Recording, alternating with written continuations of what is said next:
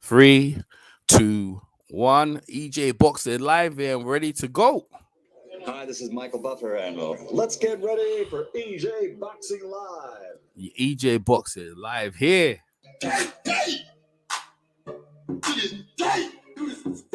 To this day, no round of applause, man. Oh man, it's been a while, man, and I'm ready to go. Listen, let me tell you something, yeah. See, let me tell you something. Like, people talk about the UFC, right? The UFC structure is good for boxing. It's great for boxing, and boxing needs to follow UFC. Hell no. Well, I've got one of their best. So let's say you're one of UFC's favorite sons. One of UFC's favorite sons, and he's here to tell you exactly behind the closed doors, behind the curtains, revealing that the UFC, what they're about, Dana White, what they're about, and exactly how they treat their fighters. And therefore, to me, no way should they boxing fully think. Boxing's the head, not the tail.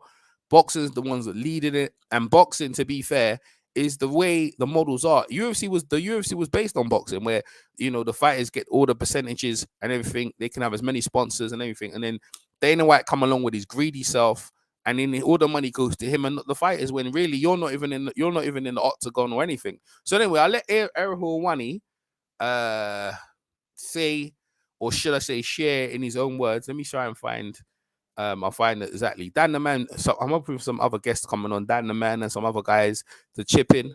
Let me turn this one down. All right, so let me find exactly where Helwani.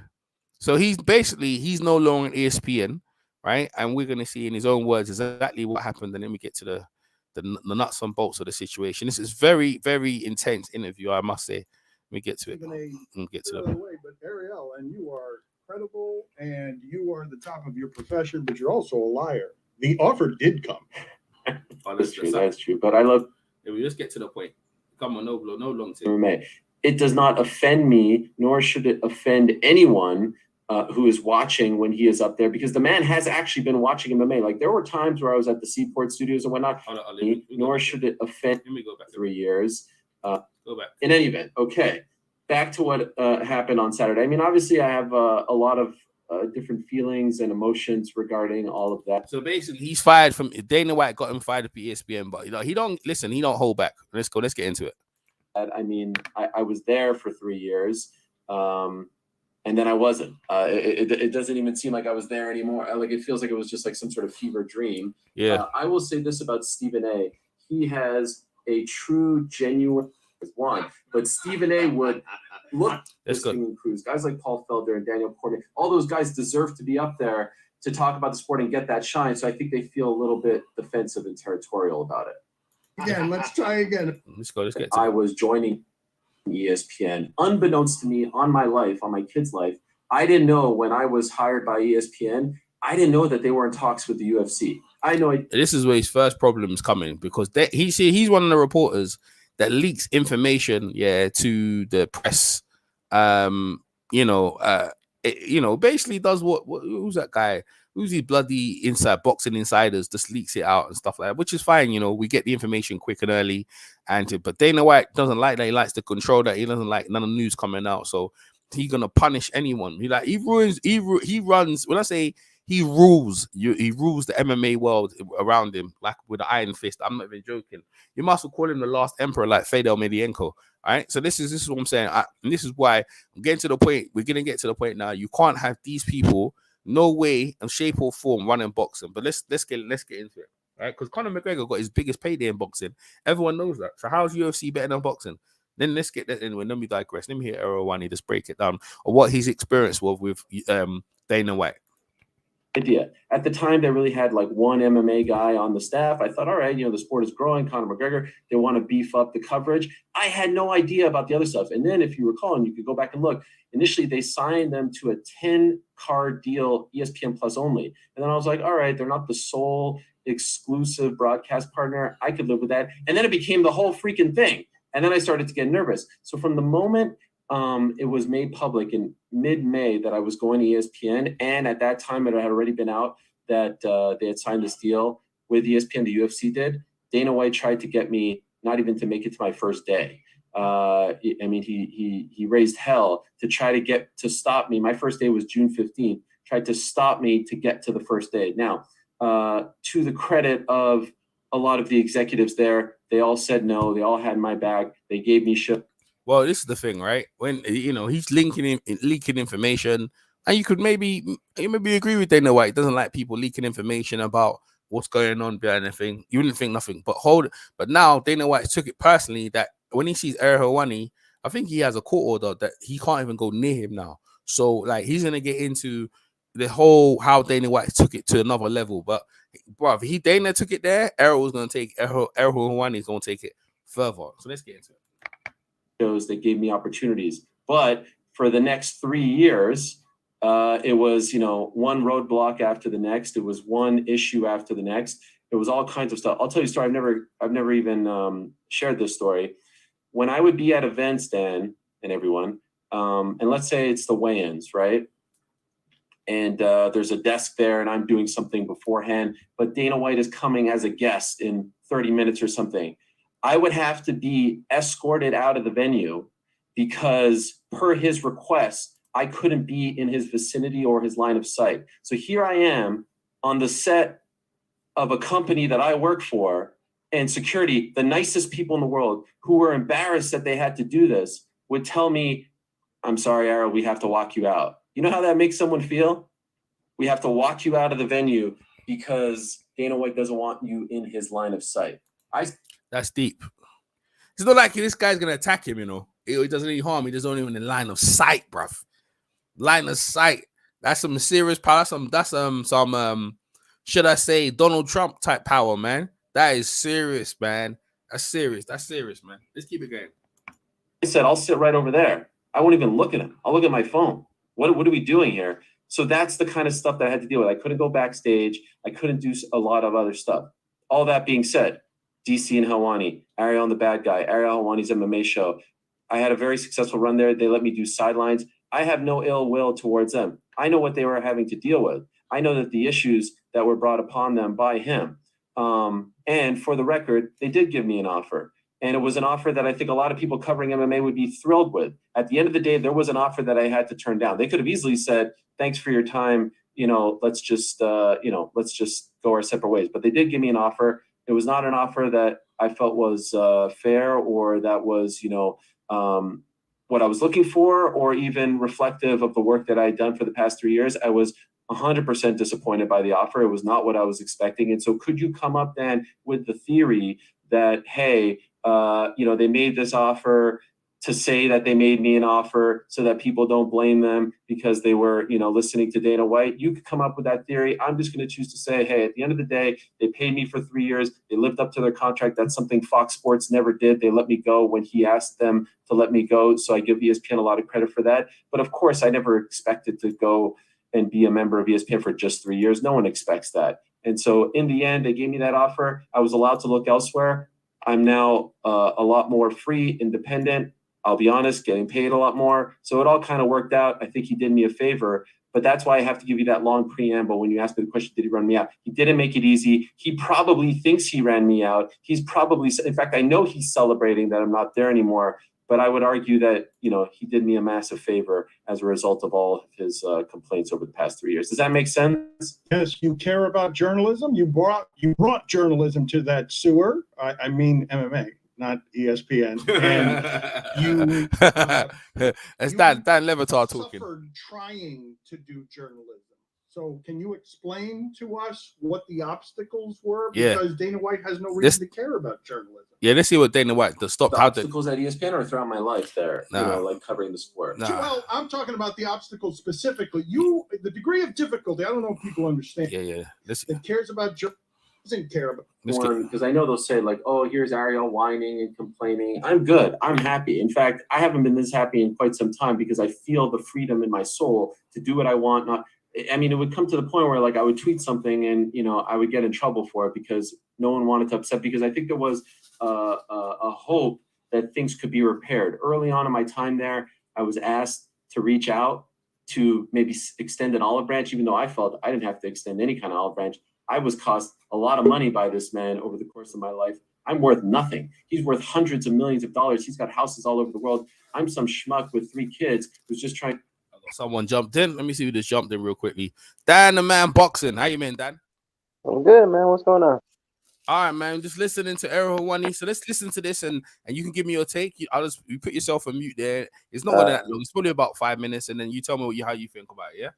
All right, sounds good. Okay, cool. Nice one. Trying to, live out the American dream. And I was asked to extend an olive branch, and I did because I wanted it for the better of the situation for everyone involved, and I never got a reply. Wasn't allowed to go backstage. My first 6 months there, Chael Sonnen and I, who I know that you've had on the show, and I think you hold in high regard, we did a pre-show and a post-show called Ariel and the Bad Guy. This example might not mean anything to you guys, but I thought that we had the chance to be the American MMA version of the Don off to the side while everyone else worked. And then I would have to come at the very end to do a little like YouTube hit or something like that. So it was always made uncomfortable. Now, Monday through Friday, I was treated like a king. I had my shows, I had all this stuff. But when I came to the events, it started to get very, very uncomfortable for me because they were doing everything in their power to make me feel unwelcome and all this stuff. And so, again, going back to the thing, like, I don't want anyone to think that ESPN, fired me or didn't extend any contract. They did. Of course, it wasn't what I was hoping for. And you can come up with your own type of theory as to, why they extended the offer that they extended. I think I'm worth a lot more than they offered. And I'm out to prove it. And I'll just add, the pettiness knows no bounds. The real estate, as they say in Las Vegas, I hear is pretty good these days. For Ariel Helwani, and I'll talk to myself in third person, it's rent-free because what they did on Saturday, the 2 shows that I had with Chael and DC, that I helped build, that I was the one who was promoting more than anyone, I mean, all day incessantly. I never got a single plug in my 3 years there, a single plug on any type of broadcast for 3 years. I stopped counting at the 7th plug on Saturday for their 2 new shows. And I love DC and Chael Sonnen like they're my brothers. I will literally go in front of a car for those guys. They're the most loyal friends. But the pettiness to try to raise those shows because now I'm out, to try to put me down because now I'm out, to try to continue to hurt me, put roadblocks in front of me because I'm out is laughable to me. I'm not going anywhere. I'm going to continue covering this sport. I'm going to continue doing it the right way and the fair way. And they could bring their parade of sad sack fake journalists to their events all day long to do whatever they want to do and, bow down to them. I'll be just fine with the people that I'm working for. Vox, Ringer, Spotify, Substack, BT Sport. I'll be just fine. Not I'm guy at ESPN. One of my favorite people that I met at ESPN in September of 20. Based on what they thought MMA media looked like, it was the crew that showed up at the press conference on Thursday. Please, I don't want this. I love George Stano. I don't right at you right now. Promo, 9th promo. And guess what? The ratings won't even be what. Just keep going. What else you got, Dan? What else you have me on this show? What else you guys got for fighters who are the most interesting people on the planet? All right, this is the bit. It's the bit, right? We get to. So you realize how Dana White treated him. That's as far as we've got that far. So now we're gonna get into the nitty gritty, the meats and potatoes of it. Yeah. So this is how Dana White treats his fighters. Let's get into it, Errol. Let's go. The most unique individuals on the planet. I remember Mike Tyson, black shirt, black shorts, black boots. I mean, iconic stuff. I remember Chuck Liddell with the blue, the ice, Tito Ortiz with the fire. Now you want them to all look the same? You want them to look uniform? How does that work? Why would you do that? Of course, you would do that to make money. Now they say, oh, we want it to all be clean. We don't want it to look like NASCAR. We don't want the Condom Depot days anymore. Meanwhile, now they just signed with Venom, which is an MMA only. Like you talk about blue chip. They ain't blue chip with all due respect. They're an MMA brand. Good on them. They got the deal. Now they signed with a crypto company. Crypto. I don't even know what crypto is. Is that real? What is that? Pokemon cards? I don't even know what that is. And they put it on the front of everyone's kit, as they call it, because they're very European. $175 million 10-year deal, the biggest in UFC history. Guess what percentage of that money is going to the fighters? Oh, no. Guess what percentage? No. $175 million for 10 years. I don't know what that math is. Was that 17.5 million a year? It's got to be something, right? It's 5, 8. All right, Dan. Where's the Dan? I see Dan there. Yeah. Dan, oh yeah. How much? Let's before he tells you how much percentage is going to the fighters. They guess. From the looks of it, it's like only 25, 30%, maybe 20. Yeah. All right. Cool. My man, coach CA coach Combat Sports. How much percentage is going to the fighters before Ariel reveals how much? How much percentage? It depends on who. Yeah, that's right. Let's just give a random percentage. I'll percent because if that was boxing, how much if they had like a deal in? Well, I can't really say it in boxing because boxers they have their own kind of thing. Let me see. McGregor would get a good share. All right, give me a number. Give me a number, and I'll play how much. Give me a share. So Dan's saying 25. Dan, you said 25, right? Yeah, 25 or 20%. All right, cool. Yeah. So okay, 2 to 5. 2 to 5%. All right, cool. All right, let's let Ariel Helwani reveal, yeah. And this is why I said to you, you guys have to listen to it. You have to hear it for yourself. Let me turn on the washing machine. All right, here we go. This everything he's gonna let you know now, right? 10%, 5%, 5%. Stugotz, what's your guess? I would say more like I would say 10%. it's gonna 10%. It's gonna be less. Mike, you got something for me? What Oh, do you got? 15%. Well, 15%. Tony, yeah. what do you got? Tony, what do you I got got? 9.5, Ariel. 9.5. Billy? Chris, you got something? Chris, 7%. 10%. Billy, what do you got? 30%. 30%. All great guesses. The actual retail price is 0%. Wow. 0%. Thanks, Just man. like the 0% that they get from the TV deal, just like the 0% that they get from all those other sponsors that are all over the cage. Wait a Look, I minute. care about this sport. I love this sport. One time, one of the complaints. Yes, Dan. I'm listening. So they don't get any percentages on TV rights, no licensing fees, no merchandising. Bro, Dan, it's getting worse, bro. I couldn't believe it. Dan, when I heard this, I was absolutely in shock. And this is why they try to stop him. You see us on YouTube, and Ariel Helwani, he comes from the YouTube community, right? Even though he come like he's corporate, right? They footline him because he does what we do, you know what I mean? Investigate, reporting. The same thing what happened to Fred and the rest of us, right? We get sidelined because we're so invested into it. We want to look after the fighters, look after the interest of the fighters. When I heard that, my gosh, I couldn't believe it. He said 0%. He's gonna explain exactly 0%. Yeah, 0%. I mean, just hearing that and like the TV rights they don't get no money from the TV rights or anything. What's your take on listening to this stuff? I could see why many people many of his best fighters are leaving UFC because of shit like this. It's like you're giving them minimal money, for taking dangerous fights for the most part, depending who you are, like Ronda Rousey or a Conor McGregor, or in some cases Rampage Jackson at one time. I mean, I get it. Those people were more marketable, so yeah, you have to work out, or Brock Lesnar maybe, you have to work out a better deal with them. But I mean, at the same time, man, that doesn't mean you have to treat your other fighters like shit. I mean, least you can do is give them some percentage of their merchandise or TV rights, Bro, so they can be well taken care of. But that's why boxing has percentages, right? And even then, boxers still get a rough deal because look, the trainer gets 10, the manager gets 25, promoter gets 25, right? But up to that, that's it. Anything else you earn. So that's why boxers can have as many sponsors as they want. They can also negotiate with the promoter, getting percentage. Dana White's not giving none of that. Everyone's going to tell you not the fighters don't get.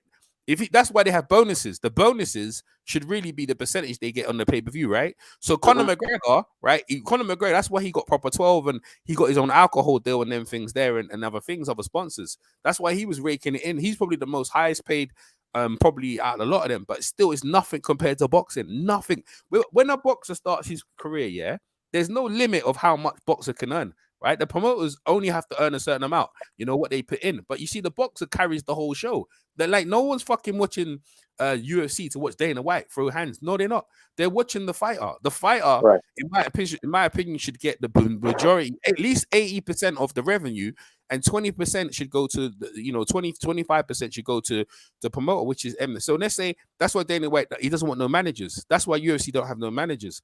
Right. So basically, Dana White, if you let this guy, right, and I'm not going to call him a piece of shit or anything like that. If you let this guy come into boxing and run boxing, bruv, boxing would be in a horrible state. That's why he's made them dirt poor. That's why they make the fights. If you think about boxing in the early days, right, they weren't making the money. They had to fight each other to make the money. But when boxers make so much money, that's why they don't fight each other. Well, the difference is that boxing, there's actually U.S. law that does not allow promoters to get away with certain things, certain fighters. That's why the Muhammad Ali Act was implemented. Because, like you said, Don King used to behave the same fucking way.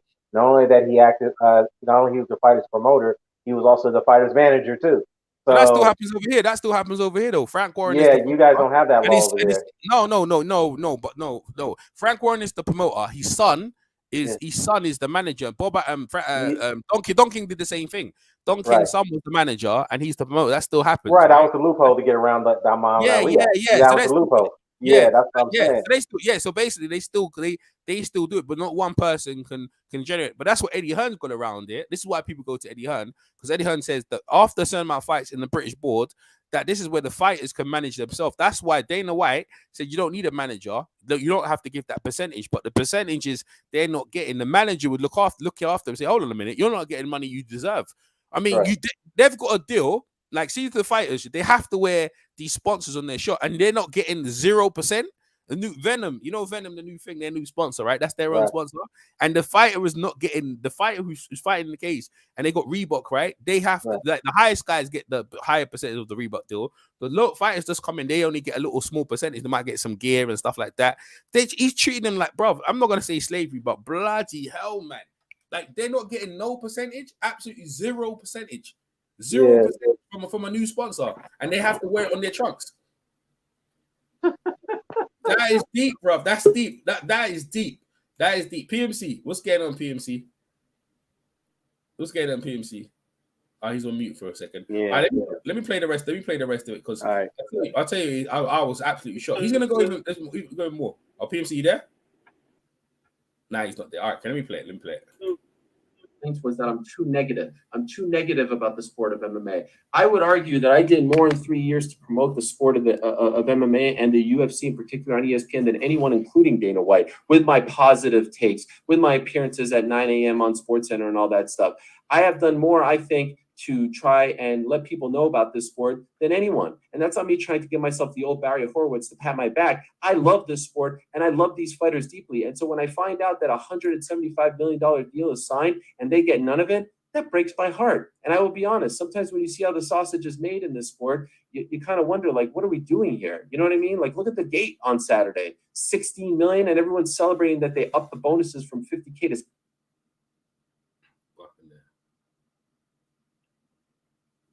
Frozen. Hello? 75K. Do you know what 75K is to these guys? Nothing. I just want the fight. Can we get the fighters a little closer to 50% of the revenue as opposed to 15%? Can we do that? That's all I want. Because look, Conor McGregor is underpaid, regardless of what you may think of him. Now he's in a hospital bed because his ankle just snapped. He'd even get what he was deserved, what he was owed. Dustin Poirier didn't get what he was owed. They were the stars of the show. And of course, the UFC deserves some money because they built the damn thing and they put up the costs and all that. I get that. But the fighters deserve more because of how dangerous the sport is. And that's all I want. That's all I care about. And so it's all coming from a good place. They view it as me trying to stir the pot, be an instigator, be too negative. All right, whatever. Guillermo, put it on the poll, Guillermo. Do you put at Whoa. Levitard Show? Do you give yourself the old Barry Horowitz at Levitard Show? We like free Helwani here. It is not you have been Independent All right, let me run it back, because if PMC didn't hear it, bro. MMA. I would argue that I did more in 3 years. What? There we go. More like I would say 10%. it's gonna be 10%. less. Mike, you got something for me? What do you got? 15%. Well, Ariel. 15%. Tony, yeah. what do you got? Tony, what do you I got got? 9.5, Ariel. 9.5. Billy? Chris, you got something? Chris? 7%. 10%. Billy, what do you got? 30%. 30%. All great guesses. The actual retail price is 0%. 0%. What? Thanks, Just Matt. like the 0% that they get from the TV deal, just like the 0% that they get from all those other sponsors that are all over the cage. Look, I care deeply about this sport. I love this sport. You know, one time, one of the complaints was that I'm too negative. I'm too negative about the sport of MMA. I would argue that I did more in 3 years. I can't believe it, right? So you talking about all the sponsors around the cage, and they get 0%. There's millions of. I swear they got Bub Light, and all the sponsors around the cage, and they get 0% from the TV deal. I mean, PMC, you there? I think PMC's on mute. Dan, man, we still here. But I Yeah, guess I'm here. Yeah, I'm yeah. here. They get 0. I didn't know that they get 0%. All the sponsors then they get 0%. That means all that money that these sponsors, the UFC, have gone. They're giving none to the fighters. Absolutely scandalous. And this is why no one can report it. No one can report it because they control the media. That's what he said. Like, that's why they got rid of Ariel, because Ariel will tell the truth. So they've got basically people UFC just want to, they're as stooge to tell what the UFC want to see. It's almost like WWE. You know what I mean? Anything comes out, they have their own people to come out to squash the news. You know what I mean? They're just there as gatekeepers. Eddie Hearn's trying to do that. With the zone, where he's got his gatekeepers just telling us what they want to hear, almost like HBO, telling us what they want to hear. But we're not having it. I mean, we're not having it. I mean, if people want UFC to be like the boxing, and you've just heard what you've heard, I don't know what you want to do in their life. They obviously don't understand, that there's this is criminal. You talking about boxing and criminal and stage matches. I'll be arguing you. I reckon some matches are probably staged at that point. You know, it's staged, but bet. I mean, this guy is actually criminal, man. This is actually criminal. How can you fight and you have to wear their sponsors? You get a little, but they give you some breadcrumbs, and these guys are taking 90% home. I mean, my gosh, man. And all their money goes into the media, actually. It goes into the media. It goes into bringing the sponsors. I mean, if you're a sponsor, you go, I want to sponsor the UFC. Yeah, you sponsor UFC. Think about it, right? But you're not sponsoring the fighter. So it's like the fighters can't go out and make their own deal. That's why John Jones said he's not fighting no more. One of the best fighters ever. He said, I don't want to fight for you no more. Because you're actually robbing me of fighting. No wonder Anderson Silva and the rest of the guys will come over to boxing. Yet they were trying to tell you that boxing is bad. It was Teddy Atlas said we need to go over and follow UFC. Are you freaking crazy? Teddy Atlas is mad because he's got excommunicated. You know, I mean, look, he said so many things that that didn't tote the line. ESPN just wasn't tolerating anymore. He was getting away with it for like more than 2 decades or 3 decades. So they told him, look, enough is enough. We dealt with you not toting the line. You got to go. And now he's bitter. He's disgruntled about it. He's trying to drive people away from boxing to MMA. And, he's trying to treat MMA as if there's no corruption, the best fight the best. Yeah, the best fight the best. But you tell me there's no corruption in MMA where the judges have these flaking scorecards, especially with the Amanda Nunes and Shevchenko situation. Yeah. I mean, come on, Valentina Shevchenko. Come on, man. Anyways, the point is that I'm surprised to hear. Your mic. You mute. You're moving to your mic. Yeah, my bad. That's better. I'm surprised to hear that these fighters are not getting anything other than their base. But listen to this, right? I'll put it like this, right? When it comes to this UFC thing, right? The first thing, my man said they're making the fights. My man's CSH Combat Sports says he makes the Coach Sheldon Harris. Shout out to Coach Sheldon. Yeah, shout out to Coach in the chat. All right, so Coach, you said they're making the fights, but listen to this, Coach, right? The reason why the fights can be made, is because, like, think about a boxer. He's his own boss. Mayweather's always said, I'm my own boss.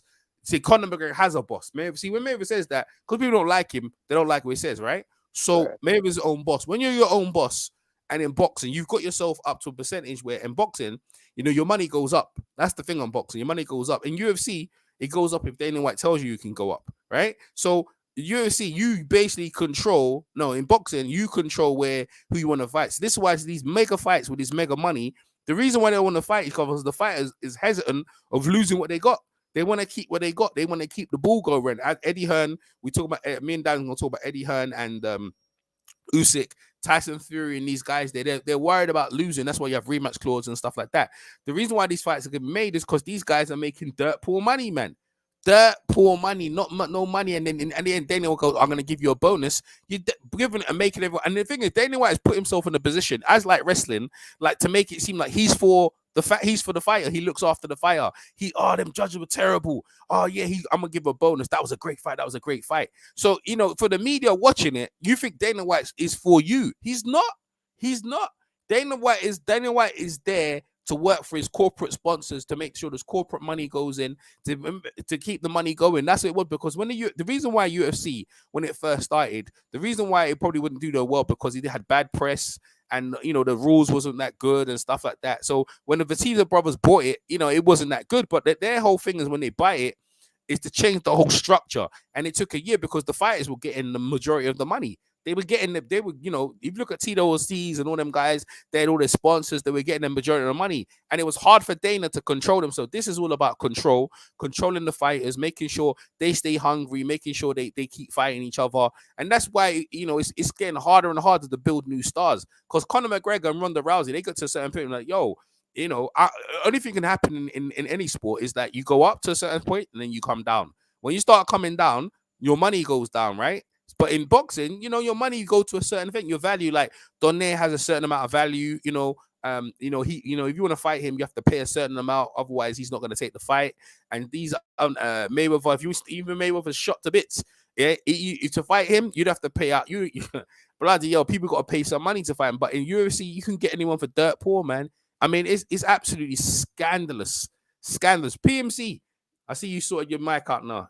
Sorted out your thing out. You want to say something, PMC? You're muted, by the way.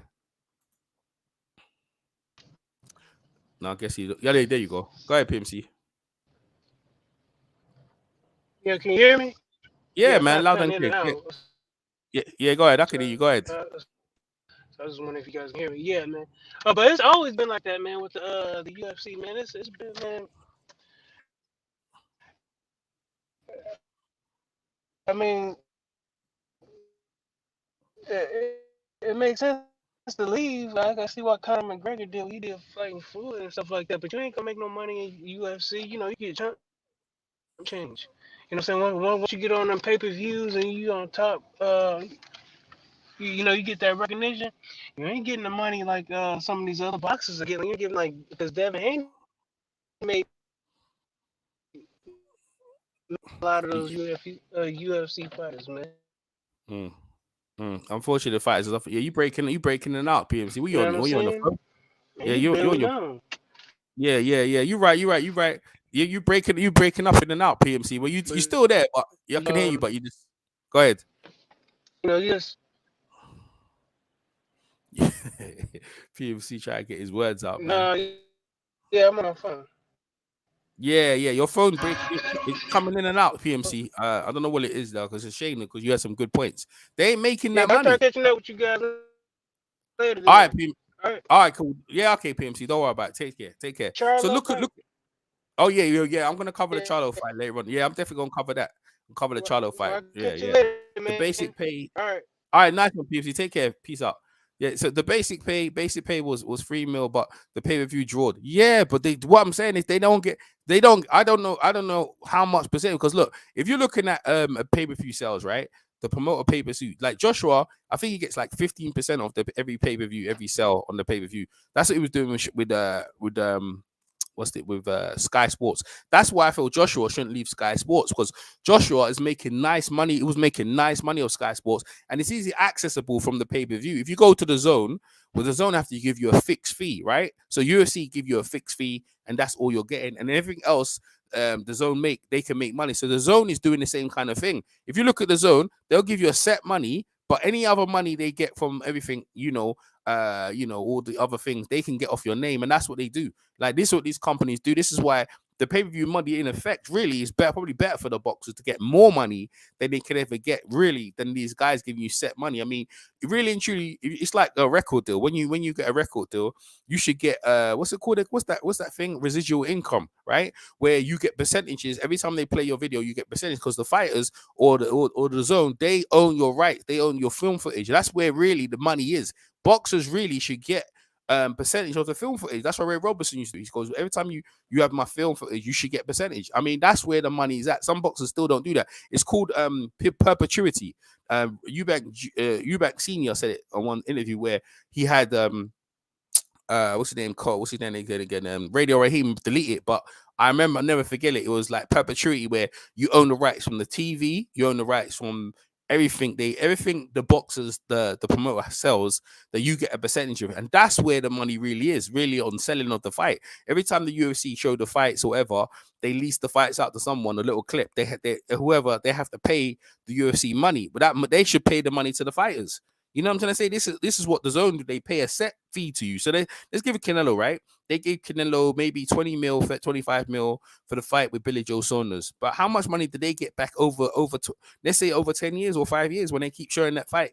They lease the fights over here, they lease the fight over there. Every time that, you know, anyone sniffs that or looks at that fight, that they get a percentage of it. Billy Joe just got his or Canelo just gets his 25.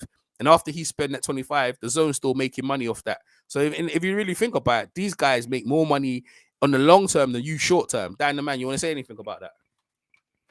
Yeah, I mean, look, I just think that, you know, this may work. You know, if, you know, I'm not sure if Coach should agree with me in the chat. I think this should warrant some bit of a better investigation on how these fighters are being paid and how they're, you know, how they're being treated after going through a sanctioned brutal fight. You know, I mean, I know this is prize fighting, but they should have rights as well. And I mean, it should, you know, it shouldn't be restricted only to boxers. That's why most of them are crossing over, because boxing they're more taken care of. They get higher paydays, but but at the same time, I just think that maybe the government needs to step in and investigate this and institute an act that's similar to the Muhammad Ali Act for MMA, so that way these fighters are well taken care of. They're not taken advantage of. You know what I mean? So, uh, but I know Dana, the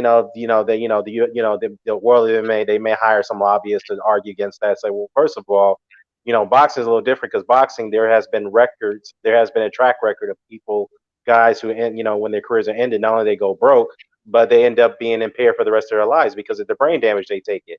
In that situation, I can understand they need to be looked after, but in this instance, this is not what MMA is about. That's what I know they can argue, but at the same time, they're taking advantage. It's still a dangerous sport either way. So, yeah, it's surprising to hear that these fighters are not getting any percentages on TV licensing, you know, any type of TV licensing fee, depending on who you are. If you're a Brock Lesnar yet, or any type of sponsorship fees, this is, you know, payouts or anything like that. I mean, this is madness. I mean, let me ask you this: does Dana White even pay out residuals? I mean, like royalty fees if their fights are being replayed at least? Nah, nope, no, no, no. Yeah, I know Invicta does pay far less than the UFC. So yeah, Yeah, I know. they all do. They all do, but they haven't got like a blanket sponsor. Like the fighter can get as much as like Bellator. I'm not too sure. I think you can still wear your sponsors. They haven't got a blank. Well, the difference sponsor. is that Bellator and UFC are multi-billion-dollar companies. I'm not sure about Bellator, but I know the UFC is a multi-billion-dollar company. It's the most wealthiest and most valued MMA promotion in the world, arguably, I believe. Other than I know you have Rise over in Japan. I mean, they could be in contention of that. But other than that, I just think that yeah, I just think that Ariel Helwani, you know, coming out the way he's coming out, I think it should bring some attention to this whole, to the pay scale of how these UFC fighters are getting paid. Now, I recall that. Uh, Well, look at this, right? Everyone's talking about the UFC, the boxers. They all fight each other, right? The contenders fight each other. But why do they still have interim champions then? All they basically do is do what boxing do anyway. They've got interim champions the same way boxing does. You know, John Jones is the best in the sport. Look the way he's been treated. The media, the biased media coverage. Dana White is very biased towards a certain fight. He only wants to push American fighters and doesn't really want to push European fighters when they beat his favorite fighter.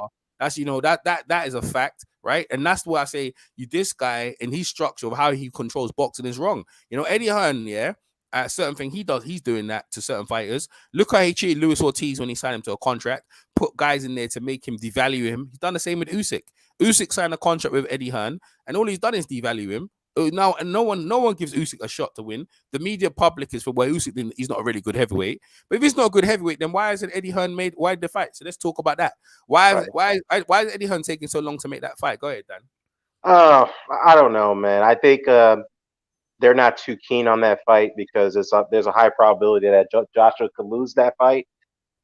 So you know, I think that's what it is, because me personally, I think Joshua, out of all the the main three heavyweights, out of him and Wilder and Fury, I know Wilder has recently lost, but Joshua has been in far more wars than Wilder has, Fury has, I should say, and I think he's more vulnerable and he's more, you know, he's more prone to being hurt than any of those other two heavyweights, in my view. So I think Usyk would it's a fight they're probably going to look at. I mean, Eddie Hearn doesn't like that fight. Let's be real. He doesn't like it because he thinks Usyk is going to humiliate Joshua. Because you have to understand, Styles makes fights. And look, Usyk has not been impressive at heavyweight. I know that. But Styles make fights. This is a different fighter. This is a different style fight. Joshua fights a different style than Jazz Weatherspoon and a Derek Chisora. In my view, Derek Chisora is more durable than Anthony Joshua, despite the losses on his record. I'm just being honest. That's just my opinion. Joshua, yes, better pedigree, better resume, obviously, but the man has been through some wars. He gets hit very easily. He doesn't, his punch resistance has been questionable. So, and I think that's a fight that they're worried about. Look, Joshua, I'm still picking Joshua to win it, but that's not going to be a foregone conclusion as you want to put it. So, I don't. Part of me believes that probably holding out on the Wilder and Fury situation. That's what some people have suggested. But given the fact that this fight's pushed back to September, I'm not sure if that's going to be the case, or October. I'm not sure if that's the case. So I don't know. I don't know what you think. What's your thoughts on that? Yeah. I think either way, I think it benefits AJ. The longer Usyk's out the ring, they mess up his timing. They mess up his flow. I'm sure he's a very positive guy, is Usyk, and he seems like a very patient guy, but I don't care how patient he is. When you go against AJ, who his style is not really based on timing and reflexes like Usyk. Usyk's style is a very athletic style based on timing, head movement, and stuff like that. And if your timing's off 1 second with AJ, you're gonna find yourself on the floor, bro. I can see Usyk getting knocked down numerous times, yeah, and getting off the floor, and then the referee waves it off. But I as the longer it goes, I don't think Usyk can win that fight, man. I think they'll match it very in a way that Usyk, he gets hit. He was getting hit by Derek Chisora, but then he overwhelmed him later on because his conditioning and stamina, and that's what he does with all of his opponents. His fitness is first class. He overwhelms all of them. You know what I mean? Right.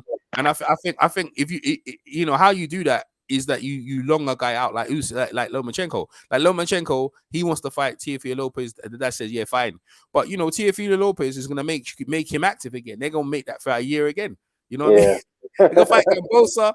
He gonna fight Gambosa. Go fight another guy, and then go say we'll fight Thingy Lex, and then here have to sit there. Lomachenko will sit there again for another year, and they'll bring him in again stiff.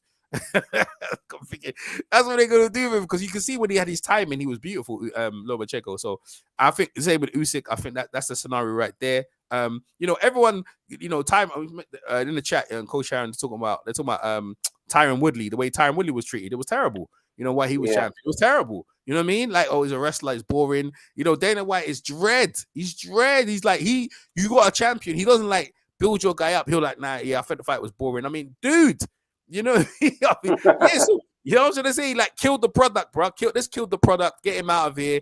And it gives it license to the fans to racially abuse you. And now Tyron Woodley is in a boxing fight. Arguably, he's going to get the most money. His value is better in boxing than it is in UFC, man. He going to make more money. He can have any sponsors he wants going into the fight. And you're right about Bellator. You can have any sponsor. That's why Bellator still have that same structure. They can make us money. But at the same time, yeah, like if the guy doesn't want to fight, they strip you. I mean, listen, you can't, even in boxing, it's not wise to strip a guy because he doesn't want to fight, right? So, you try and work away. That's why, see, in boxing, you got hagglers like, what I mean, hagglers. You got handlers who try and haggle and get the fights and get the fight, get the contract, get all the contract and the paperwork working and get the fights. But as you can see, people at the top of boxing, they have multi-millions to lose, man. See, Dana White has put himself in a position where he's making multi-millions. He's making sure, look at him. Now, have you seen when he first started the UFC, you see how skinny he was? Jacked up on steroids. We all know that. But you see how big his head is now because all the money he's making, bro. He's making more. This guy his head is big because of the steroids. That's what happened. All that shit that he was taking, over the years. Why does he need to, he wasn't a fighter. Why does he need to take steroids? He wants to look good. He's worried about his appearance. Steroids make you look good? Well, momentarily. Like what? Go explain that one, then, because that's a new one. What I mean by that is that if depending on your your body structure, if you take some type of anabolic steroids, you could be cut up easily. Oh, you Yeah, talking about his body? You talking about his body? his You talking body. about his body? Yeah, his body, his physique. Yeah, that's what I'm talking Yeah, about. but he's always been skinny. He's not like Vince McMahon who used to take steroids. Vince McMahon doesn't want to take steroids, but Oh yeah, he was a big steroid abuser, and Vince yeah, he don't even Vince, hide that fact. I think it's speaking of Vince, I think it's plagued his health now because he doesn't look good. He no, he doesn't looks look terrible. healthy. He had plastic surgery on his face. He looks awful. But this is what Yeah, I'm saying, right? No, but his brain's still sharp. And this is what I'm saying. Like the way Vince runs wrestling, it's more or less like how Dana White runs the UFC. Because remember, it's like the Wild Wild West. Because see the commissions and stuff like that, they don't have the same rules. That's why for years they didn't let him come into. Well, it's because of the Tito brother. They let him go to New York. But the way they run it, they structure their own structure because they paid enough money for everyone where they can palm everyone's palms, where they can get over these sort of things. I mean, who allows that? Like, how can anyone allow that? And no one's talking about that. All the sponsors around this cage here, that these fighters. That's when I remember when Brock Lesnar criticized Bud Light. Oh, the Bud White is a terrible sponsor, and Dana White lost the plot with him, and he had to apologize and everything like that. right. And I was like, why is he going so hard on him? Cause, bruh, they're giving him multi-millions, bruh, to endorse. If you look at the UFC, all it is an advertising board around the cage, right? Back in the days when you saw the UFC, all you saw is their trunks, all the advertising on the fighter. So the fighter, all the money the fighters were getting is all bloody on the UFC. They're getting all the dough, and that's why a lot of them, I think they got a lawsuit to take the UFC. A lot of fighters are petition a lawsuit to take them to court. They're not going to win because Dana White, he's friends with the president, for the former president. They weren't going to win shit. They weren't going to win shit, man. You got a lot of guys, yeah. Like Conor, I think Conor McGregor and Ronda Rousey, they're going to be like the last kind of stars, yeah. That big stars that you get where they kind of like, broke the mold to get that money, because all the other stars, yeah, they're kind of fairly controlled. They don't talk out of term. They kind of stay in this kind of world of fantasy, you know what I mean? Like I'm the last style bender. They're so enamored about their own skills, but they really and truly the business side of it. Yeah, they should be getting their percentages, man.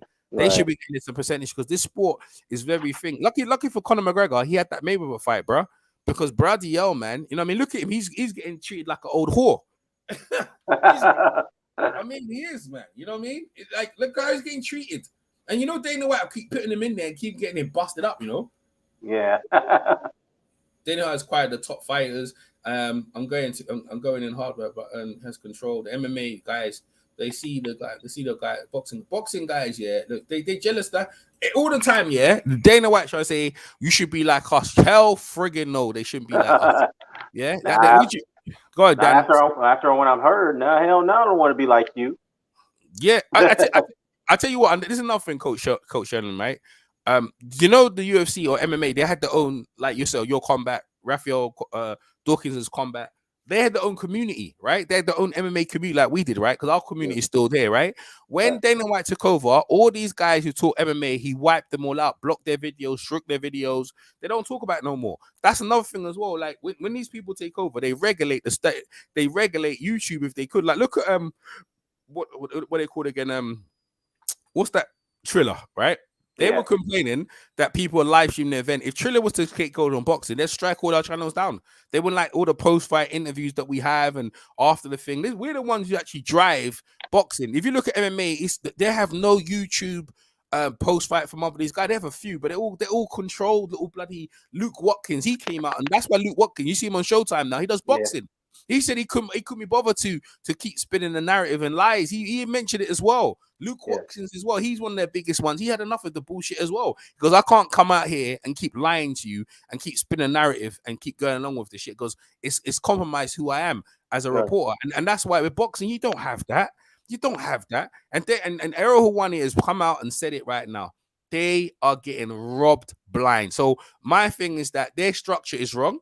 Boxing is the head, not the tail. And I'm gonna stick by it. Dan, what you say? I have to agree, right? Based off what I heard. I mean, unless Danny White comes out and dispute those things, which I know he will, but it's kind of like that's so much information. That's going to be a very difficult time for you to dispute. Because that right there can damage somebody's reputation. You know what I mean? Mm-hmm. And sabotage his brand. Now people are going to look at that and say, I ain't going it. I'm not going to UFC after hearing what I heard.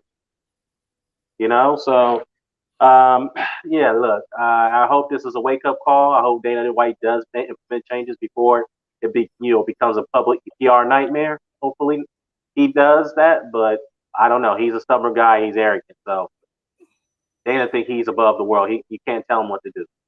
You know. Yeah, I don't think he changed shit. Let's talk about Tyson Fury and his bullshit.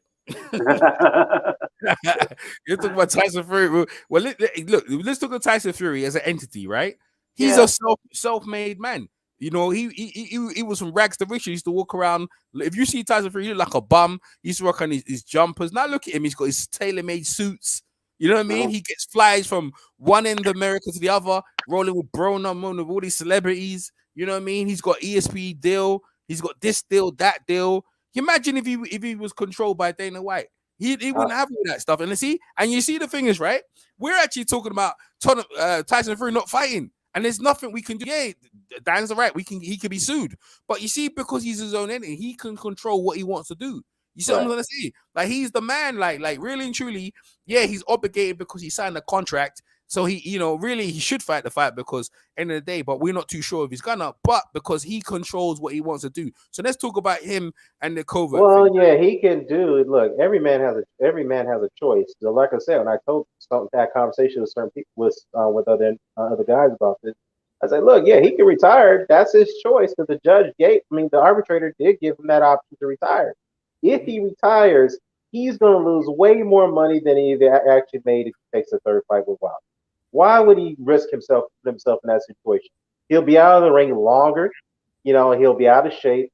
He'll be, he'll have further issues, and then he'll pretty much put himself in a situation where he'll be blackballed. What I mean by that is that no network's going to trust him again. No promoter is going to sign with him. It's going to sign him. So it's going to be far more difficult for him to get back. Difficult road for him to get back, like it was with the Klitschko situation.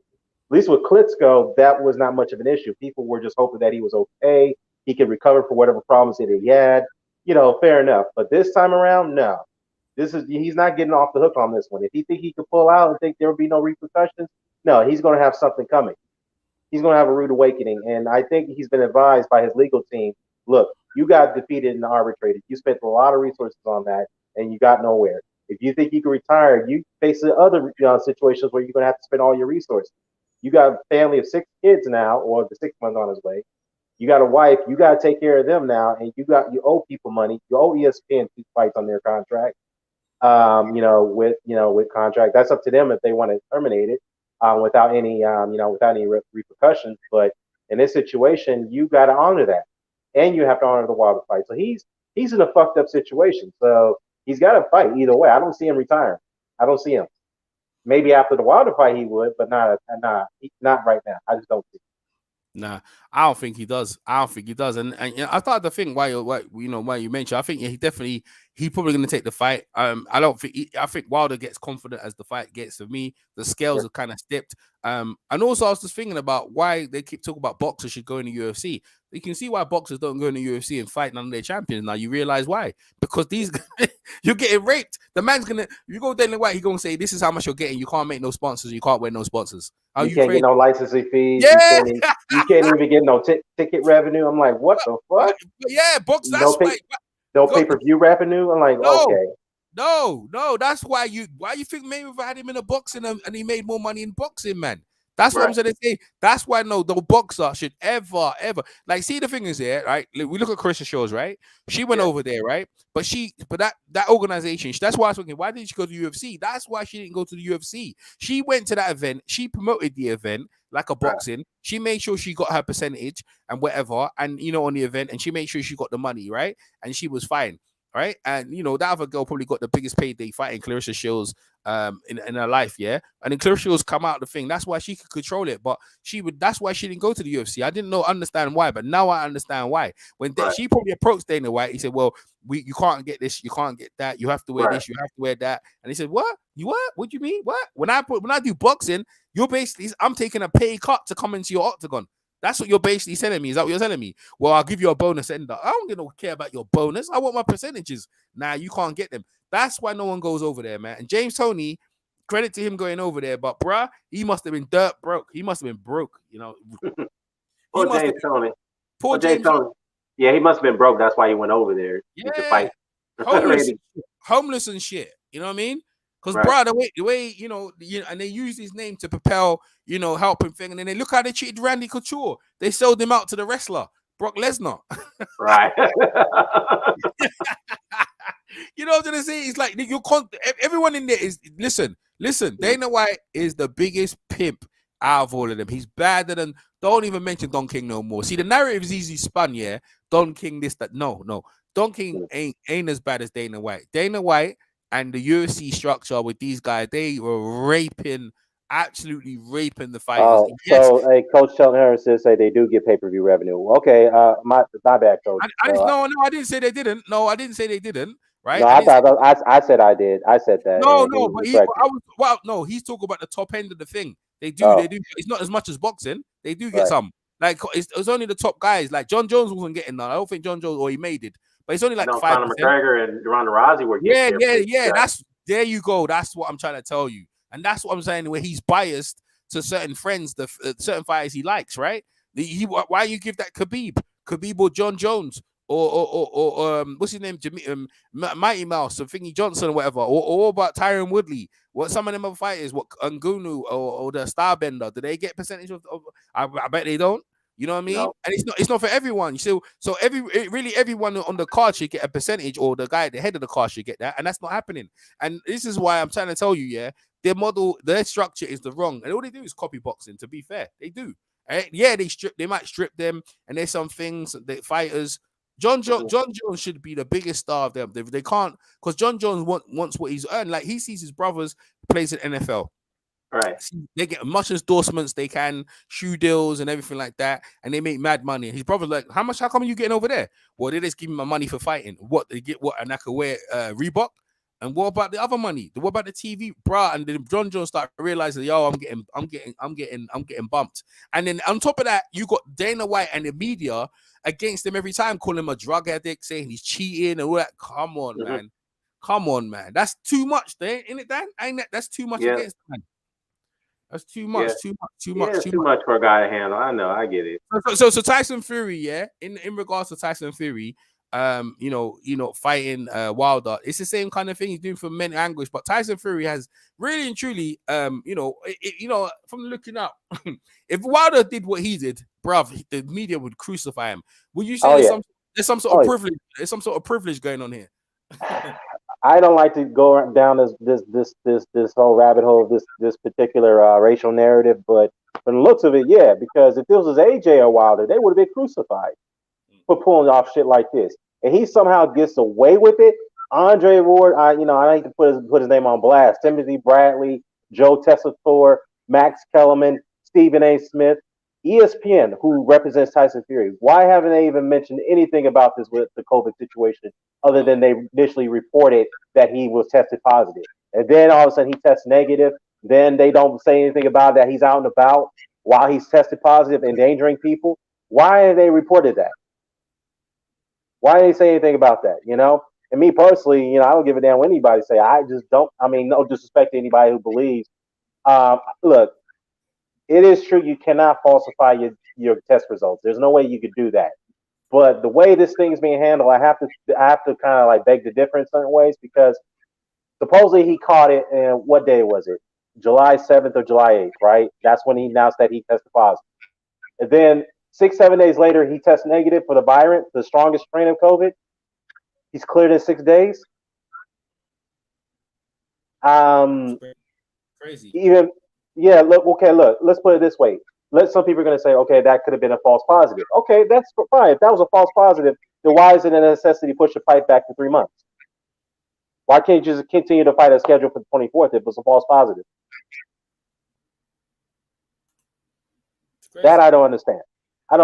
I just think, me personally, I think they need to give him more time because he's hurt. He's getting beat up in sparring. He's not in shape. I think that's main reason why they pushed it back. I know ticket sales is one thing, but to be honest with you, they're not going to move that many tickets come October. I just don't see it. Yeah. My man Coach said Dana White offered her a fight, a broad fight, but I don't think she liked the percentages, man. I don't think she like. I mean, I could ask her, but I guarantee she probably got more money fighting on that thing than Dana White gonna give her. Say that for now. PFL? Yeah. That's what Yeah, Randy yeah. Couture is at. He's over there commentating for PFL. Yeah, because they all over there because they get treated better. They get treated better than they do from Dana White, and they got a law. They have a lawsuit against him. So going back to the the covert thing, and next the next day he's out walking. Like no one really cares. Like it's real cool. It's real funny, right? Because if when it's Wilder and anyone else, it's like, yo man, yeah, this that the other. But when it comes to Tyson Fury, it's like a Teflon Don. Nothing sticks, man. Yeah. Well, it's like nothing sticks. He gets away with all this shit, pulling out of fights. Nobody question him about it. His bizarre behavior on why he pulls out of fights. You know what I mean? It's like he fucks around with people's money, and this is why I think ESPN and Bob Arum Top Rank is on his ass. You ain't fucking us out of our money this time around. There's too much money on the line for this rematch, this third fight, and you're not gonna fuck that up for us. Well, I think that's why they on him, huh? Yeah, why I was thinking when I saw Bob Arum the other day, didn't he have a mustache? Yeah, he's got a mustache on or something. He didn't used to have a mustache. You see, no, he's got a goatee. He's got a goatee. Yeah. All right. You know what? You know why? You know why he's got that? I usually see men get that. Yeah, and he's never had that for many years. Right? When men get that, it's when they're under stress. That's why. Yeah. He's under a lot of stress. Yes, he effed over Eddie Hearn, right? We know him and Frank Warren. He was having a great time. He was having a party. He felt so great. And then all of a sudden now, Fury effed him up. You know what I mean? That's what's going on with him.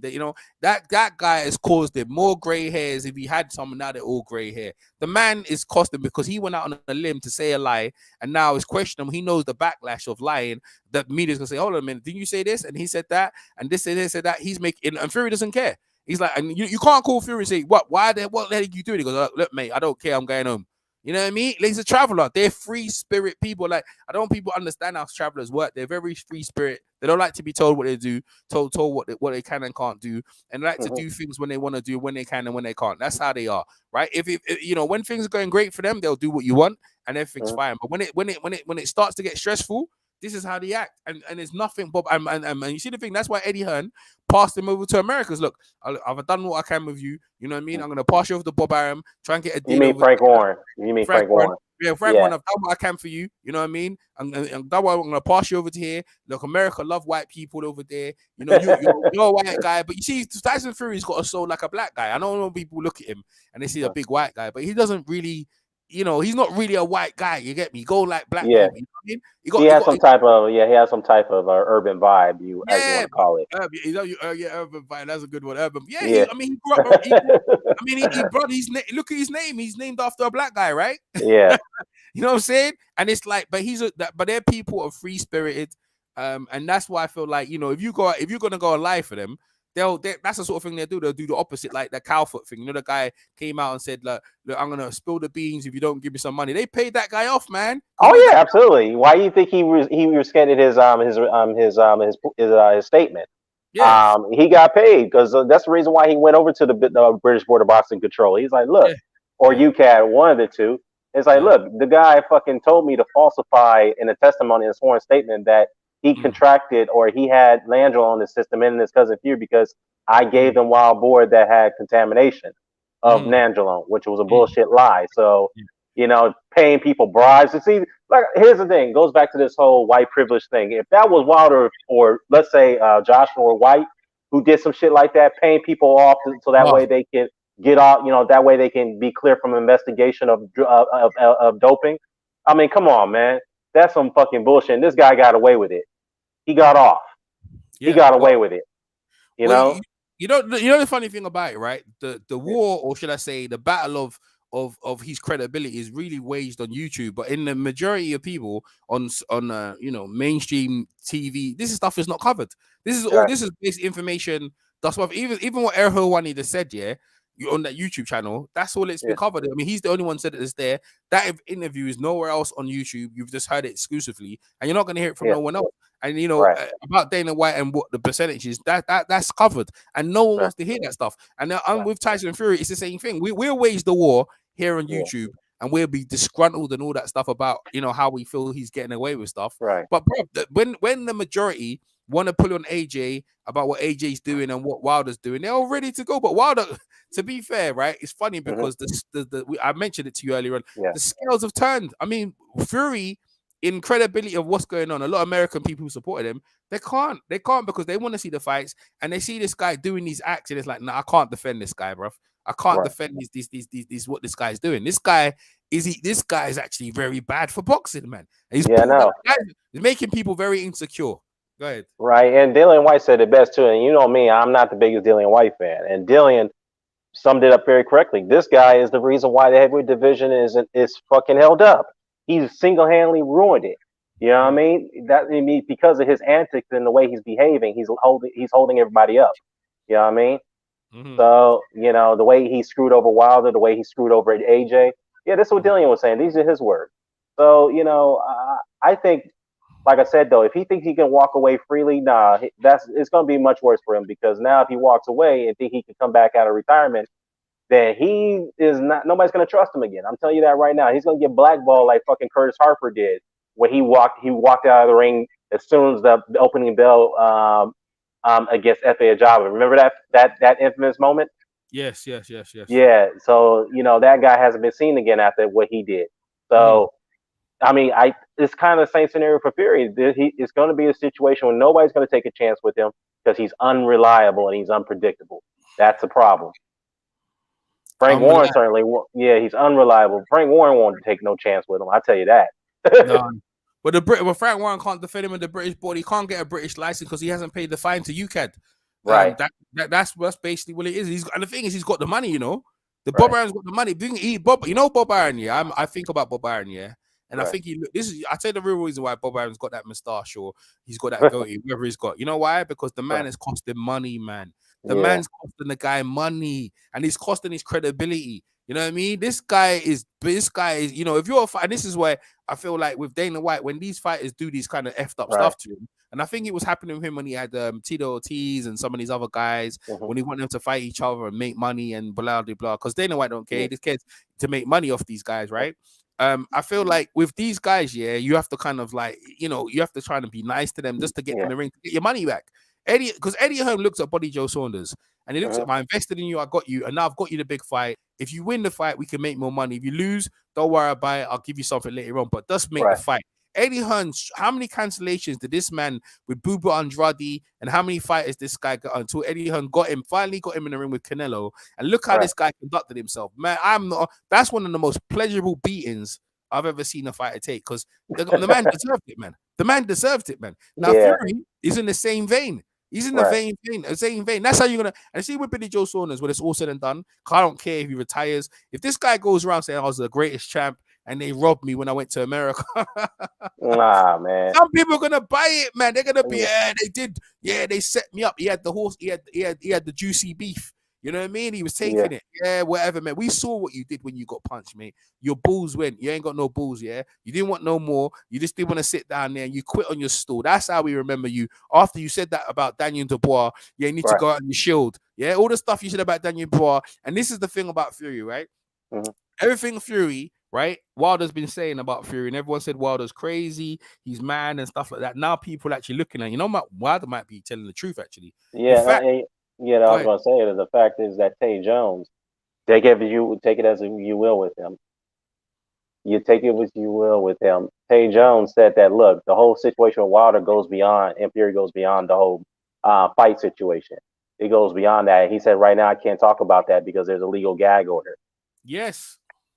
So I want to know. I'm actually interested to know what that situation is. What is the situation they're tied up to legally?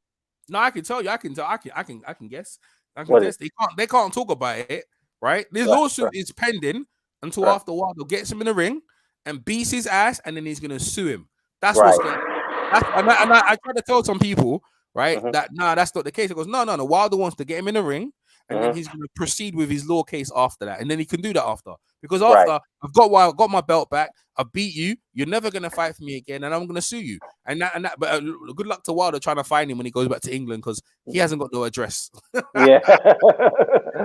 So you say, you know, that's funny though, because that is possible. Because look, I know that people think that's crazy, but think about it. It is possible, because what if Wilder sues him now? And he's still trying to fight him. That complicates things. You can't do that. No, Yeah. he's the big dosser. He's the big. Try and catch that big dosser. 6'9" of all of him. When he disappears, you can't find him. You wouldn't be able to find him. He got Danny Kinahan, MTK. Another thing as well. Let's talk about it, right? How come IFL and some of them other in? How come no one's touching on this guy quickly? Like one COVID now he hasn't. No one's really reporting it. I think Tyann Booth, a guy who likes to be a free thinker. All of a sudden, he's not talking about it. Well, what the hell? I think Hatman made a video on it, but other than that, most people not talking about IFL. Yeah, behind the gloves. Yeah, behind the gloves. All them guys, IFL. None of them are talking about it. All these guys are completely zoop. They ain't saying nothing. But if it was AJ or Wilder, I'll be all over it. Oh, they'd be all over this shit. Yeah, they would be all over it if it was those guys. All over it. This shows you right what we're dealing with here, and people, because all this money involved in boxing, certain people they back and certain people are that. When you're with MTK and you're bought and sold on box stone bottle, you know where your butter's bread. You know what I mean? You know where your butter's bread. You know what side you are, and this is what goes in the UFC. The same thing. Dana White controls certain media guys. Ariel Helwani's just turned into a freelance now. He's just letting it rip. It rip. And the funny thing about it, I don't think this man would come out and say what he's saying without no truth and fact that these fighters are getting raped. Because if you think about it, right, you look at them, right, after they've won their bout, they're not making they should be set with millions, man. Yeah. They should have millions, man. They should have millions put in the bank. They're still scrummaging. To make money, man. Scrambling, yeah. It's terrible. After you've had after you've had like mega fight, these guys are still struggling to make ends meet. They're on the biggest media platform and they've sold it and made Dana White money, but Dana White's restricting their dough, man. I mean, bro, I can't believe it. Like when I heard it, like you got all them sponsors and I can't make no money. Like Hagler would be crazy. Like, God, man. I mean, boxing. This is why boxing, and especially in the heavyweight division, Fury's making more money now than he can, right? He can go appearances, he can go to certain places, he's making money out the ring, just turning up certain places, making money. Wilder's doing the same. Wilder's got his own house, he's got his own mansion in his house. So you can see the lavish styles of some of the Adrian Broner. Look how he's rolling. Look at Tank. You know what I'm saying? Like, how many millionaires do we see in boxing in a short time? Like you basically, Dan, you can go from like 10 fights where you're just struggling, and then next you make a big fight a champion, and next you're in you're in a millionaires club. Your net worth is worth a certain amount of money, and just like that's what boxing can do for you. Boxing has made more broke people into millionaires quickly, but also has made more millionaires broke as well. Broke, yeah, true. Ain't that the truth? You know what I'm saying? So keeping the money is another thing, right? Dana White, to be fair, I heard he helps out some fighters. Like I heard he helps out Chuck Liddell. He said he pays him not to go in the ring. You know what I mean? Pays his rent and everything. But a grown man doesn't want you paying for him. You know what I mean? Like a grown man wants to earn his money. Like you know what I mean? I don't know pocket money for my parents no more. I'm grown. I want my own money, right? I want to earn my money like everyone else. So you can't have every minute I want somebody I'll keep turning to Dana White, knock on his door, and you know. You know what I'm saying, bro? Al Heyman helped out Chad Dawson and some of them other guys there, and that's good. That's why Al Heyman, to me, if I was gonna sign, I don't know why some guys don't sign with Al Heyman. He seems like a very smart businessman and makes you certain money. Errol Spence looks nice. He's got a nice. He's got a ranch. He's got land over in Texas. You know what I mean? He just disappears in that. He enjoys that. I think that's beautiful. Marcus Madonna with Mayweather made some nice money. That was it. He made him 2,000 Mayweather. He said, "Yo, that's it, bro. Like I'm done. I'm retiring. Yeah, I'm retiring. I hit the lottery, bro. Conor McGregor, bro. Like he only thought he was just fighting because he's just a troublemaker, but he ain't got it no more. I mean, he's ankle. Lucky for him, bro. Like the money he earned." And I think he sold his wine thing. He broke his ankle, but bro, like they look at him and go, he's a still venomous mouth, but you ain't got it no more, bro. Because look, the guy you fighting is not making no money, Conor. That's why he's gonna whoop your ass. Like Daniel Cormier, he ain't making no money like you're making. You're the guy making that money. But the funny thing about it, even if people beat Conor McGregor, you're still not making that money because Khabib didn't make no more money after beating you, did he? Always Cormier, they're not gonna make no big money because they're not big stars. Like they ain't got the gift of the gab like you know. And that's the thing about boxing, right? When Shane Mosley lost to Vernon Forrest money went up. Yeah, true. He got a 6-fight deal. He got a 6-fight deal worth over $108 million or some shit like that. There you go. something around that area. But of course, what happened when he lost to McGregor twice? That they cut his contract right after that. HBO. Yeah, but if they cut him, they still have to pay him. But at the Yeah, same time, they still have to pay out. Yeah. Yeah, they had to pay. They probably, and that's the thing. That's the thing with me. And when I think about how boxing is, their money goes up and it doesn't go down. That's one thing in boxing. It goes up, it doesn't go down. It might stay the same. It might be a bit less, but it won't go down like the UFC. UFC money, because Dana White knows when their money goes up, he has to pay them. That's why he gives them bonuses. Because when I see the bonuses, I see Dana money goes, yeah, I'm gonna give him £100 bonus. I'm like, oh, that's great. But really, in the bigger scheme, that's nothing. That's pennies, man, compared to what they should be getting. I mean, Dana White, and these guys, because they put all their money into the promotion of selling, because their whole thing is, if we can control the narrative, we don't have to pay them. We don't have to pay the fighters. And that's what they've done. They've basically controlled the media people. Ariel Helwani's got the gloves on now. You know what I mean? He's ready to put the gloves off. He's telling the truth. And thank God for people like Ariel Helwani. Finally, he's come onto the light side to tell us the truth about what's actually happening in the UFC. And that's why I said the structure of how they do things is not where boxing needs to go. Hell no, after what I heard. Do you agree with that, Dan, or what? I agree with that, man. I just think that somebody needs to look into this and see, and look further into their pay practices and see what's going on. But hey, listen, man, I got to get out of here, man. I got to, do something with my wife, all right? All right, nice one, Dan. Thanks for coming. Hey, Dan, to see the Charlo one. We catch the Charlo one later on, right? Yeah, I'm going to catch that later on, man. Okay, take care. All right, peace. All right, peace. Bye-bye. All right, so that was Dan the Man Boxing. Make sure you subscribe to him. I'm going to play the rest of the Ariel Helwani interview. So for those who don't know, Ariel Helwani is going to drop the bomb and let you know. And then, I'll let it wrap. So I'll let Ariel, in his own words, tell you what it is. To all look the same? You want them to look uniform? How does that work? Okay, I mean, they signed this very nice deal with the funniest thing is that when they signed this uniform deal, I mean, could you believe fighters who are the most interesting people on the planet, the most unique individuals on the planet? I remember Mike Tyson, black shirt, black shorts, black boots. I mean, iconic stuff. I remember Chuck Liddell with the blue, the ice, Tito Ortiz with the fire. Now you want them to all look the same? You want them to look uniform? How does that work? Why would you do that? Of course, you would do that to make money. Now they say, oh, we want it to all be clean. We don't want it to look like NASCAR. We don't want the Condom Depot days anymore. Meanwhile, now they just signed with Venom, which is an MMA only. Like you talk about blue chip. They ain't blue chip, with all due respect. They're an MMA brand. Good on them. They got the deal. Now they signed with a crypto company. Crypto. I don't even know what crypto is. Is that real? What is that? Pokemon cards? I don't even know what that is. And they put it on the front of everyone's kit, as they call it, because they're very European. $175 million 10-year deal, the biggest in UFC history. Guess what percentage of that money is going to the fighters? Oh, no.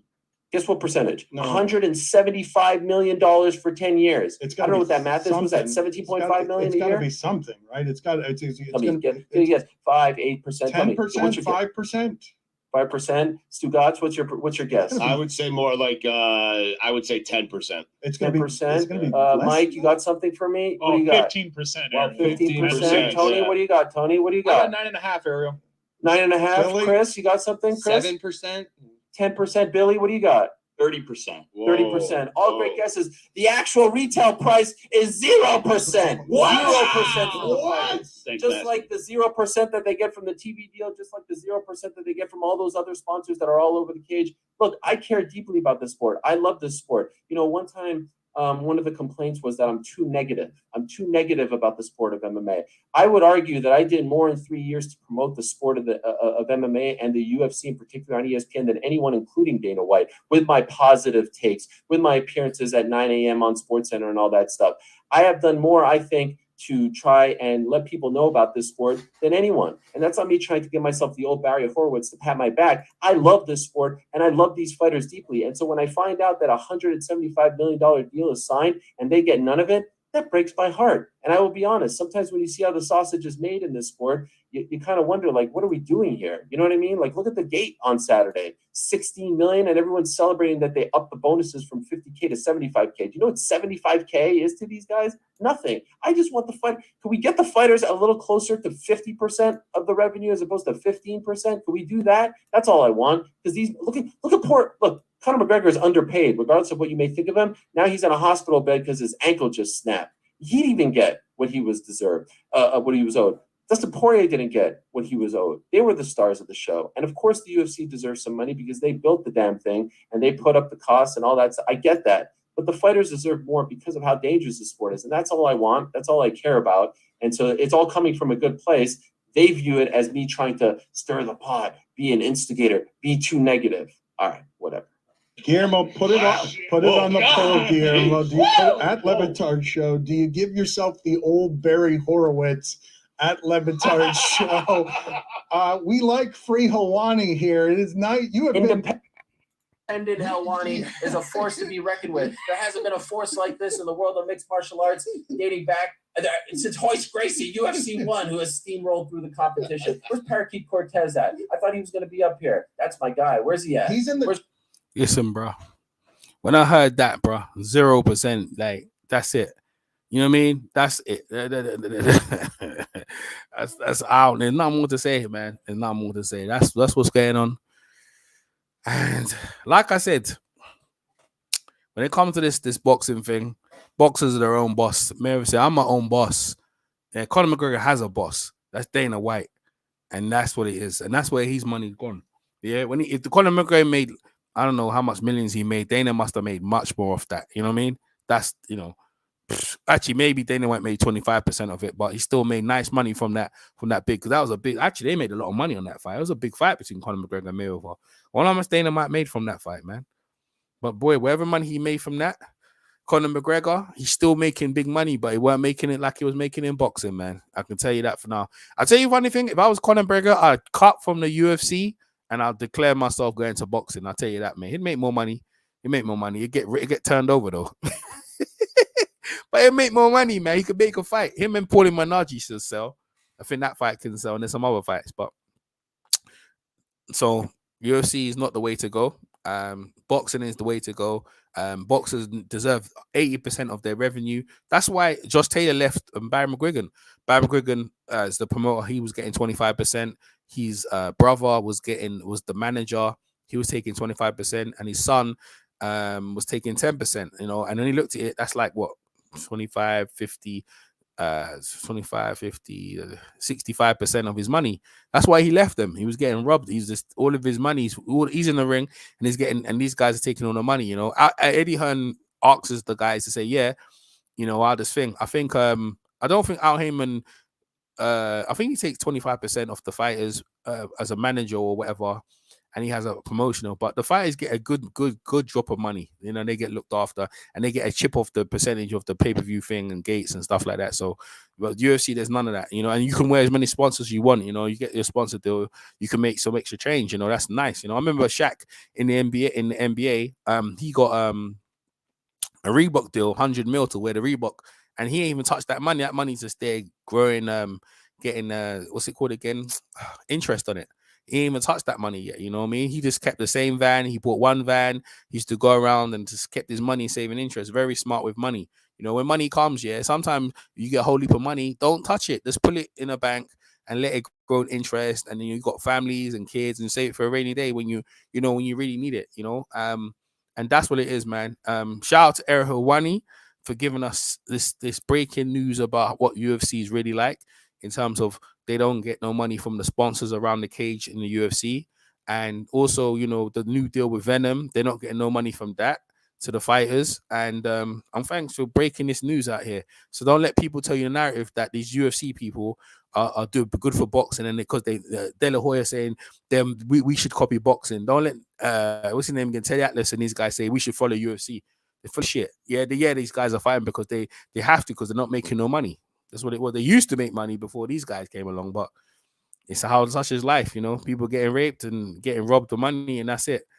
Long live boxing. No way should boxer have any government intervention. Hell no, never, no way. Don't let these people control boxing, and people should be respectful, reasonable. Hopefully, people are not going to be dirty, steroids and stuff like that. And we look forward to some great fights coming up. We've got Charlo fight coming, undisputed fight, so we're going to cover that later on. I'm EJ Boxing Live. Thanks for coming over, and I'll catch you on the next one. Peace. Out here. Before I say peace, make sure you thumbs up the video. Shout out to Coach Shelton Harrison, Combat Sports, for coming over. Shout out to all the guys in the chat who actually contribute on the video. PMC, Dan the Man Boxing, and everyone who just comes in and just, you know, support the channel. You know what I mean? Make sure you subscribe and press the bell notifications for all my updates. Like the video, comment, share the video, man. Share the video if you can. And I'll catch you next one. Peace.